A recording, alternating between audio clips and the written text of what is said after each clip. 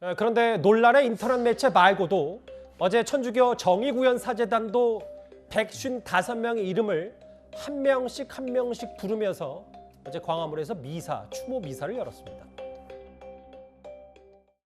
그리스도님 저희의 기도를 들으소서. 그리스도님 저희의 기도를 들어주소서. 하늘에 계신 천주 성부님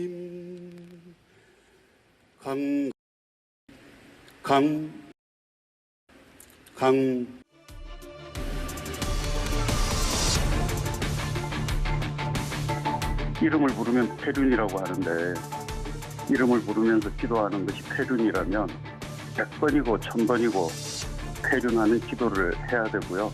기도함으로써 폐륜하는 사람들의 길동무가 되는 것이 기도해야 할 사제들의 몫이라고 생각합니다. 네, 어제 저희 동아미디어센터에서 멀지 않은 광화문 청계광장에서 800명이 참여한 희생자들 한 명 한 명을 호명하는 추모 미사가 있었는데 정의구현 사제단은 꽤 우리 국민들에게 익숙한 천주교 내 신부들의 모임인데 어떻게 해석하세요, 이 의원님은? 과거에는 그랬죠. 정의구현 사제단은 군사 독재 시절에 정말 이 목소리들, 이 억압받은 목소리들을 대변해줬던 박종철 고문 사건이라든지 아주 큰 일들을 많이 해냈던 그런 천주교 내의 이제 신부들의 모임이었습니다. 김승훈 신부라든지 뭐 함세웅 신부라든지 이런 분들이 있었는데 어느 순간인가 정의구현 사제단이 상당히 정치화돼서 지난 대선 때는 뭐 이재명 후보를 지지하기도 하고 조국 추미애 장관 옹호하기도 하고 그다음에 이런 일들을 계속 벌여 나가면서 실제로 교회 내에서도 이게 정의구현 사제단이 너무 현실 정치에 깊숙이 개입하고 있다는 비판 여론이 굉장히 많습니다. 왜냐하면 이런 시위도 그렇습니다. 지금 이 명단 공개도 마찬가지지만 이 미사라는 걸 핑계로 해서 결국 명단 공개하는 자리를 마련한 거 아니겠습니까? 더 탐사가 이 정의구현 사제단의 명단을 줬고 이날 이걸 기화로 해서 이 명단 공개를 직접 한 것인데요.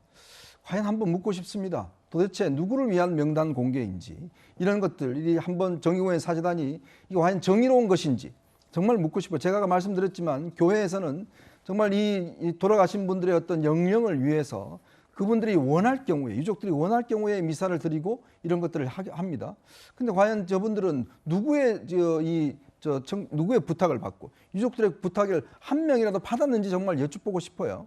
그리고 또 최근에 뭐 여러 가지 좀 이따 이야기하겠습니다만은 이 정의구현 사제단 신부들의 행태가 보면 너무나 정치 편향적인 것들이 많기 때문에 굉장히 우려가 많습니다. 김영시 신부 이렇게 얘기했어요. 호명이 그러니까 이름 부르는 게 폐륜이냐? 그러면 100번 1000번도 할 것이다. 그 또한 사제들의 몫이다. 사실 공교롭게도 최근에 이 천주교 신부들의 정치권 논란 이 부분이 중심에 있기 때문에 어제 천주교와 성공의 신부들이 잇따라서 윤석열 대통령의 전용기가 추락했으면 좋겠다는 취지의 글을 올려서 큰 물의를 빚었었는데요. 천주교는 큰 잘못을 저질렀다. 대전 교구장이 고백을 하면서 소속 교구의 대국민 사과 정직 처리 이 박주한 신부를 했는데 천주교 대전 교구까지 직접 나설 수밖에 없는 상황이었어요. 그렇죠. 아니 왜 그러냐면 성공회에서는 아예 사제직을 박탈을 했어요. 그러니까 사실은 저 얘기를 했던 신부는 이제 앞으로 사제라고 우리가 얘기할 수도 없겠죠. 자, 그런 조치에 비해서 사실은 박주한 신부 같은 경우는 지금 뭐 그냥 정직 그다음에 대전교구 측에서 입장을 밝혔어요. 그러면 이제 성공회 측의 조치와 이 천주교 측의 조치가 많이 다르다. 그리고 정직이면 언젠가는 또 돌아올 것이고 그렇게 되면 이제 돌아와서는 과연 박주한 신부는 또 앞으로 어떤 그 활동을 할 것인가 뭐 이런 부분에 대해서 이제 이런저런 논란이 있을 수 있기 때문에 제가 보건대는 대전교구가 저 입장을 대변하고 그다음에 뭐 무릎 꿇고 잘못을 그 용서를 구했다 뭐 이런 얘기를 하는데 저런 일이 적어도 벌어지면 본인이 직접 저런 그 뭐 비행기 그림도 올리고 뭐 그랬던 거 아니겠습니까? 그럼 본인이 직접 정말 사죄를 한다면 저걸 보는 사람들한테 그 사과를 하는 그런 입장을 밝혀야 되는 게 정도가 아닌가 이렇게 생각을 하고요. 사실 신부라고 한다면 잘 아시다시피 그 일반 사람들이 저런 얘기를 한다고 해도 말려야 될 사람들이에요. 예. 그런데 본인들이 적극 나서서 오히려 저런 걸 했다? 저거를 이해할 수 있는 사람이 과연 얼마나 될 것인가 하는 데 대해서 굉장히 의문을 갖게 됩니다. 하루 만에 뭐 정직 처분도 됐고 사제직이 박탈됐지만 이미 뭐 논란의 중심에 훅 들어온 이후이기 때문에 여러 비판에서는 여전히 자유로울 수 없을 겁니다. 사실 민주당에서는 이런 실명 공개의 파장, 유족들의 반발 이와는 별개로 이상민 행정안전부 장관이 책임을 지고 물러나야 하는 건 아니냐라는 목소리를 키우고 있는데요. 그런데 어제 이상민 장관, 민주당 강선우 의원과 설전을 벌였습니다. 저희가 이 영상 길게 준비했습니다. 법적인 책임을 어떻게든 회피하고자 발악을 하고 있습니다. 가장 높은 자리에서 가장 큰 책임을 져야 할 고위공직자는 나 혼자 좀 살아보고자 후퇴를 부리고 있습니다. 부끄럽습니까, 장관님? 의원님 의견에 전혀 동의할 수 없습니다. 부끄럽습니까? 장관님, 부끄럽습니까? 제 위치에서 최선을 다할 뿐이라고 여러 차례 말씀을 드렸습니다. 공감, 부끄러움, 수치심 이런 감정들은 어떻게 생기느냐 부모로부터 배우고요. 장관님이 부끄러움을 모르시는 것 같아서 그렇다면 그동안 보고 배우지 못하신 것 같아서 굉장히 안타깝습니다.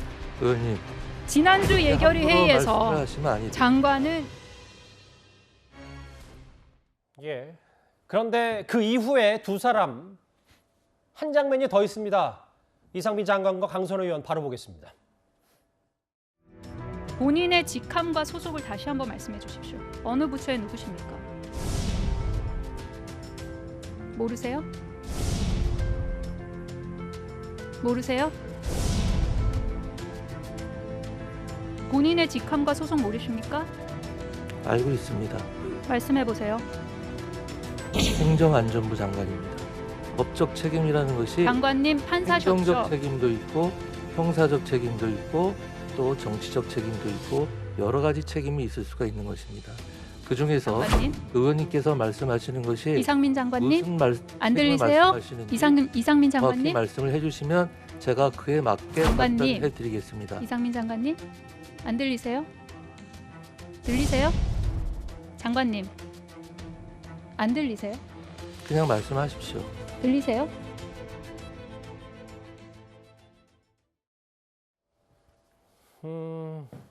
서 대표님, 영상을 가감없이 저희가 다 준비했어요. 이제 그 민주당 입장에서는 이상민 장관이 책임지고 물러나야 된다는 입장이 있기 때문에 뭐 이 장관을 몰아붙일 수는 있는데 발악, 추태, 뭐 공감, 부끄러움 같은 감정 부모로부터 배웠다.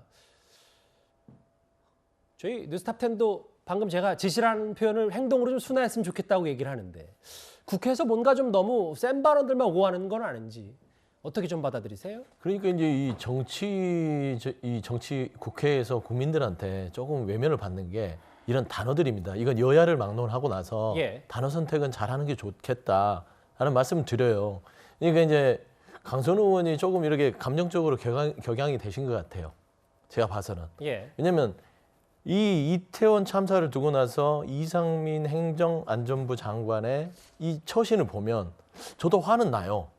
어떻게 이럴 수가 있지? 안전을 책임지는 주무부처 장관으로서 엊그제 발언도 그러지 않습니까? 폼나게 사표 던지겠다? 이런 사고방식을 갖고 있는 장관이 지금 사퇴를 안 하고 사표도 안 던지고 저기 앉아서 책임을 다하겠다. 버티고 있습니다. 그리고 밑에 있는 말단 직원들만 잡고 있는 것이죠. 이런 것들을 보면서 강선우 의원이 조금 좀 감정적으로 좀 올라오셨는데 제가 봐서는 물론 이 단어 선택이라든지 전체적인 질의, 방식들은 조금 국민들이 보시기에 불편하실 수도 있겠다라는 생각은 듭니다. 하지만 이상민 행정안전부 장관께서 지금 이태원 참사를 두고 국민들께서는 책임지는 모습을 보고 싶다고 계속 요구를 하시는데도 자리에 연연하고 버티고 있다.